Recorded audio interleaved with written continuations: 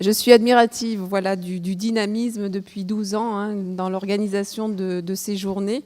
Donc, je crois qu'il faut remercier Marie-Claude et puis je crois que Véronique aussi. Et merci pour votre invitation. Et toutes les autres personnes aussi que je connais moins. Mais bon, merci en tout cas de nous donner l'occasion de vous rencontrer. Alors moi, effectivement, je suis psychologue clinicienne au centre de référence pour les maladies neuromusculaires et la sclérose latérale amyotrophique au CHU de Nice. J'ai quand même exercé pendant plus de 10 ans dans les soins palliatifs au CHU de Nice, dans le service du docteur Nadine Memran. Et donc en 2005, j'ai pris ce poste dans le centre SLA. Et aujourd'hui, donc, je vais vous parler dans un premier temps de cette pathologie, de ce qu'en disent les patients, puisque moi je suis psychologue et je les écoute. Donc je vais essayer de vous faire rentrer dans l'univers du patient SLA. Et ensuite, dans un deuxième temps, j'essaierai de vous montrer comment la pluridisciplinarité peut effectivement être une plus-value au service de ces patients et au service de leur famille. Alors la sclérose latérale amyotrophique, je pense que vous le savez, se caractérise par une dégénérescence qui est irréversible des cellules du système nerveux moteur, dont la cause demeure encore, en tout cas à ce jour, totalement inconnue. Progressivement, le malade perd de la force au niveau de ses 4 membres, conduisant à une tétraplégie. Silencieusement, le corps s'efface, la respiration devient pénible, plongeant chaque jour un peu plus le malade dans l'angoisse et dans l'incertitude du lendemain. La perte définitive de la motricité explique le terme d'emmuré vivant, quelquefois employé pour parler de ces malades.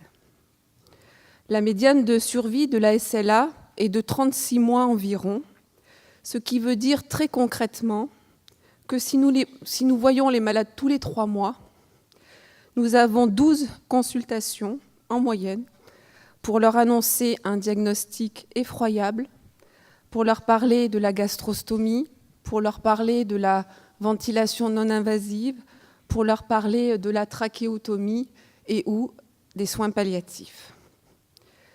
Les nombreux bouleversements physiques et psychiques auxquels les patients ont à faire face prennent corps dans le nécessaire mais très douloureux travail de la maladie que complique une certitude, c'est que quoi que l'on fasse, la mort, le plus souvent par défaillance respiratoire, va finir par advenir.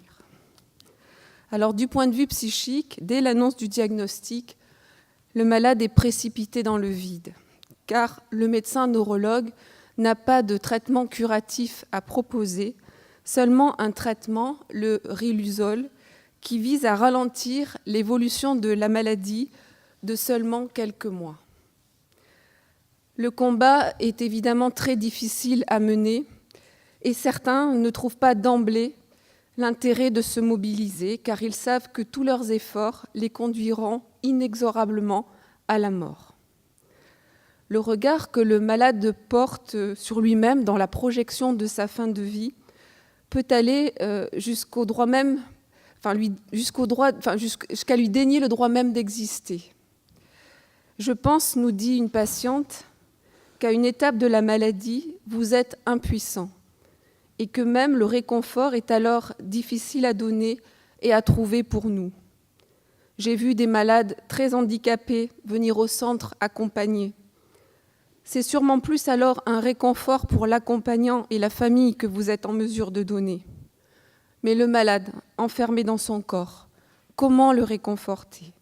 Moi, sincèrement, j'aimerais qu'on me prenne par la main et qu'on m'emmène vers la sortie, calmement, sereinement. Cette maladie qui prive le patient de sa capacité à se mouvoir, à déglutir, à parler, à respirer, altère bien évidemment profondément l'image corporelle et rompt la continuité existentielle du sujet en attaquant l'identité même de la personne. La SLA, nous dit Jean-Paul, c'est le cancer de l'ego, un tsunami qui dévaste les racines identitaires. La morsure de la mort s'incarne au quotidien dans chacune des pertes qui ponctuent l'évolution plus ou moins rapide de la maladie. Les patients évoquent des vécus de souffrances extrêmes, comme cette femme dont les muscles de la phonation sont touchés et qui confie à une collègue psychologue « Lorsque je parle, j'entends une bête ». Dans le discours, il y a comme un avant la maladie, où les patients étaient souvent de grands sportifs, hyperactifs, et un après la maladie, où, selon eux et pour eux, ils ne sont plus rien et ils ne valent plus rien. En effet, bien souvent, la vie de ces patients, telle qu'elle nous est en tout cas rapportée dans les entretiens, se situe du côté de la toute-puissance et de la démesure. Et on découvre tout naturellement dans leur discours un fort investissement de leur corps, dans sa magnificence, dans ses performances, mais aussi dans sa beauté. Un patient, par exemple, raconte qu'il faisait des compétitions de voile et que tout le monde voulait faire équipe avec lui, car pendant les courses, il ne dormait pas la nuit et il n'était jamais fatigué. Le corps procure donc du plaisir, et il est très souvent idéalisé, et les performances sportives et l'activité, voire l'hyperactivité, représentent pour ces malades le point d'ancrage principal de leur structuration identitaire. La recherche d'une excitation motrice, la mise à l'épreuve des capacités physiques du corps qui sont toujours repoussées plus loin, évoque le sujet hyperactif, incapable d'apaiser le trop-plein d'excitation dans la fantasmatisation ou dans la fabrication de pensées. Le corps était donc, jusqu'à l'apparition de la maladie, une authentique source de plaisir, mais aussi le principal outil de régulation des tensions psychiques. Car bouger permet de ne pas penser et de ventiler les émotions qui ne sont pas intégrées et ou élaborées du point de vue psychique. Une patiente, par exemple, explique qu'elle est hyperactive depuis l'enfance, pour, dit-elle très clairement, ne pas penser. Cette hyperactivité lui permettait jusqu'à présent d'être très investie dans son activité professionnelle où elle est particulièrement appréciée. Elle reconnaît prendre beaucoup de plaisir quand elle lit de la satisfaction dans les yeux de ses clients. Cela a pour effet direct, nous dit-elle, de conforter son estime d'elle-même. L'angoisse vient de ce que son corps, désormais malade, ne lui permet plus d'être hyperactive. Au contraire, il l'empêche, et son estime d'elle-même est altérée car elle se trouve privée du réconfort narcissique qu'elle puisait dans le regard des autres. Alors avec l'annonce de la maladie et l'affaissement progressif du schéma corporel, les malades voient s'effondrer tout ce à quoi ils étaient attachés et qui jusqu'alors étayait leur identité, fondait leur narcissisme et bien souvent marquait la différence moi-autre. En effet, dans la SLA, la mort des neurones moteurs ne permet plus aux muscles de fonctionner. Inévitablement, ces derniers s'atrophient, ce qui va considérablement modifier l'image corporelle. Une fois la maladie installée, l'apparence de ces patients évoque celle des marionnettes désarticulées. Les bras tombent et sont ballants, l'équilibre est précaire, la marche est plus qu'hésitante, les chutes sont malheureusement fréquentes. Avec l'avancée de la maladie, progressivement, une autre image s'installe en eux et bien souvent, il s'agit d'une image en creux, impossible à accepter et donc à intégrer sur le plan psychique. Le patient se trouve comme délogé de la place qu'il occupait jusqu'à présent, d'une part dans son propre regard et d'autre part dans le regard de l'autre. Il se trouve déraciné, totalement privé de ses modalités habituelles d'être au monde. Son corps, qui était jusqu'alors investi comme l'étayage principal de sa structuration identitaire, devient, paradoxalement pour lui, un véritable adversaire, un authentique ennemi. Confronté à l'image de sa propre déconstruction, le patient peut très vite exprimer dans les entretiens la honte de se donner ainsi en spectacle aux yeux des autres, ou, sur un mode tout aussi dépressif, la honte d'être tombé malade. La faille narcissique se situe là, dans un avant la maladie, où pour eux et selon eux, ils étaient tout, et un après la maladie où, pour eux et selon eux, ils ne sont plus rien, ils ne valent plus rien. Avec la SLA, le patient est renvoyé à une impuissance radicale où il n'a plus prise sur rien, où il ne peut plus rien maîtriser. Le sol se dérobe sous chaque pas du malade. La maladie, écrit Jean-Paul, a toujours une étape d'avance sur moi. Chaque fois que je trouve une solution à un nouveau handicap, elle est elle-même absorbée par la progression du mal. Le temps d'acquérir un nouveau geste pour compenser celui qu'on ne peut plus faire, et le nouveau geste devient impossible lui aussi. Le temps d'apprendre à se servir d'un outil pour remplacer ce geste, on n'a plus la force musculaire de le faire fonctionner. L'atteinte progressive des fonctions alimentaires, de la parole, des muscles respiratoires, l'invasion inéluctable de la maladie sont vécues de façon très douloureuse et très effractante. La SLA incarne la peur de tout ce qui peut échapper au contrôle. Il en découle un sentiment de frustration, une rage, un sentiment d'impuissance et l'impression terrifiante pour certains de perdre tout contrôle sur leur vie et sur leur corps. Perdre mon autonomie au quotidien, c'est perdre une partie de qui je suis.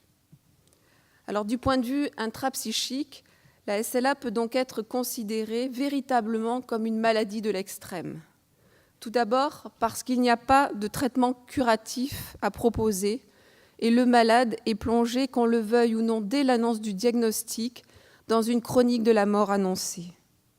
D'autre part parce que le corps, qui est le principal stabilisateur de l'identité, est gravement touché, puisqu'il y a un authentique effondrement du schéma corporel, matérialisé dans cette maladie par des sensations physiques comme les fasciculations.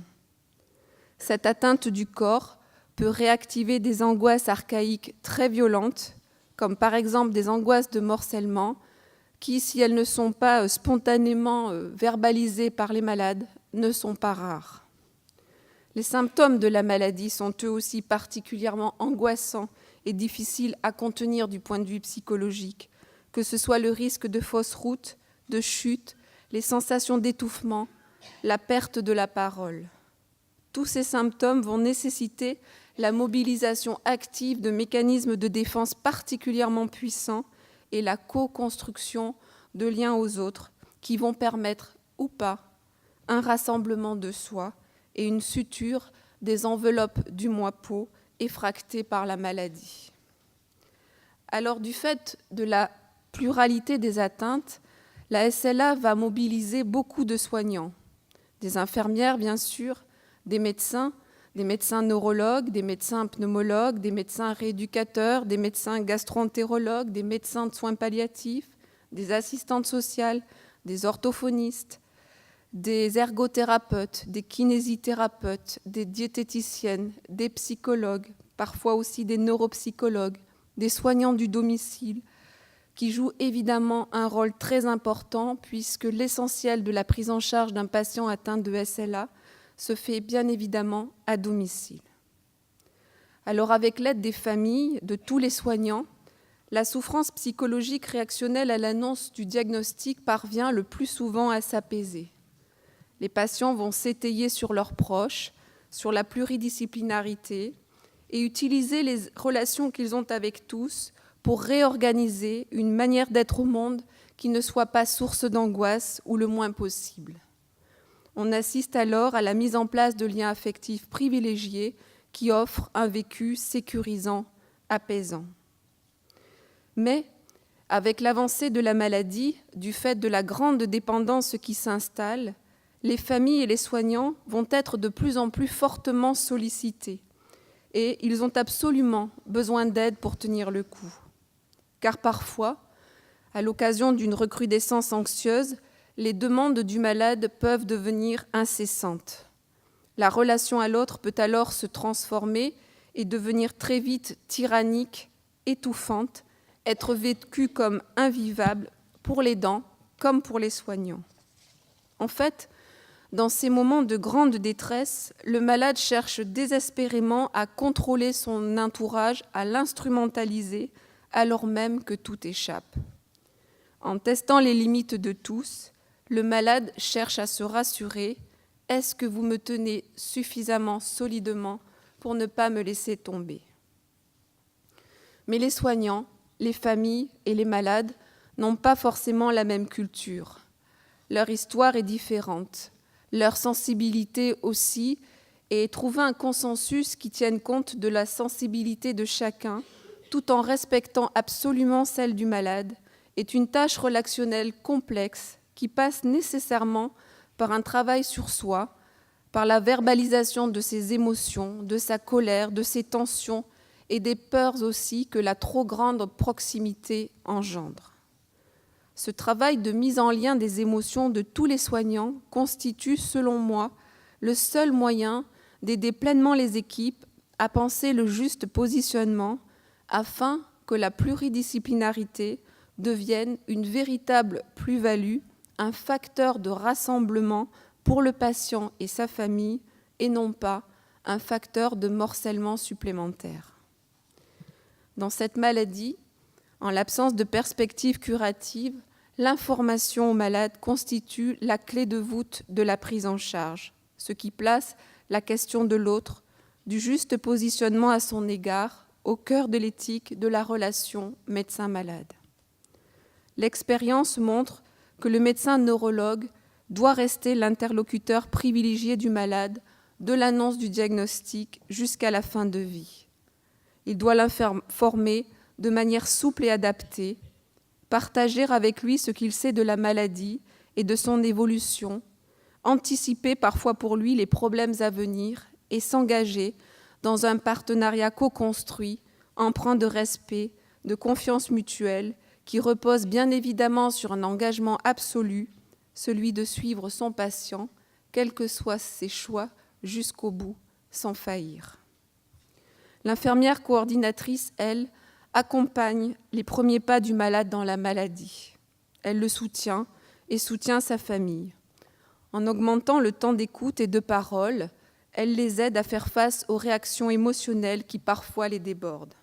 Elle évalue la connaissance du patient et, en lien avec les autres partenaires, elle fait de même lorsque le médecin aborde la question de la gastrostomie, de la ventilation non invasive, de la trachéotomie et ou des soins palliatifs. Par un suivi clinique régulier qui doit débuter dès l'annonce du diagnostic, le psychologue cherche à connaître les représentations et les angoisses que les suppléances palliatives suscitent.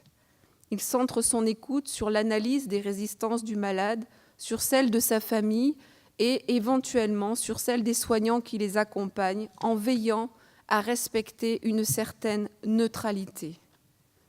En cas de refus réitéré du patient, une évaluation psychologique plus approfondie peut être prévue afin d'aider le malade à formuler son point de vue et à mettre à plat les raisons internes et externes qui l'ont amené à construire ce refus. Cette évaluation, qui garde son aspect de neutralité, donne lieu à un compte-rendu écrit qui est consigné dans le dossier médical. Grâce à un staff hebdomadaire qui précède chaque consultation pluridisciplinaire et à un débriefing post-consultation ouvert certes aux soignants du centre, mais aussi ouvert à tous les soignants qui interviennent auprès des patients, des liens sont maintenus entre tous pour une réévaluation régulière et une analyse fine et rigoureuse de la demande. Il s'agit, à l'occasion de ces staffs, de réguler les pratiques de chacun au service du malade. Des staffs éthiques peuvent aussi être organisés une fois par mois, pendant lesquels des dossiers qui posent problème peuvent être discutés avec des tiers, des philosophes, des équipes de soins palliatifs. Mais c'est toujours l'équipe du centre de référence qui doit rester le coordinateur de la prise en charge, tant du point de vue médical, paramédical, que du point de vue psychologique, et ce, afin de maintenir une continuité et une congruence et éviter ainsi le clivage curatif-palliatif qui n'a pas lieu d'être. La pluridisciplinarité qui rassemble maintient une temporalité, une rythmicité et une congruence émotionnelle entre tous, et son cœur bat toujours au rythme du cœur du malade. Alors pour conclure cet exposé, je dirais que la SLA nous oblige à mettre le patient au centre de la prise en charge et à l'accompagner, comme je vous l'ai dit, sur son chemin jusqu'au bout et sans faillir. Cet accompagnement implique des choix face à des questions difficiles. Comment faire au quotidien face à la souffrance de l'autre? Comment supporter le sentiment d'impuissance que cette maladie engendre? Comment assumer en équipe la charge du mortifère que les malades viennent déposer chez nous? La pluridisciplinarité qui rassemble me paraît être, à ce jour, le meilleur moyen de répondre à ces questions. Je vous remercie de votre attention.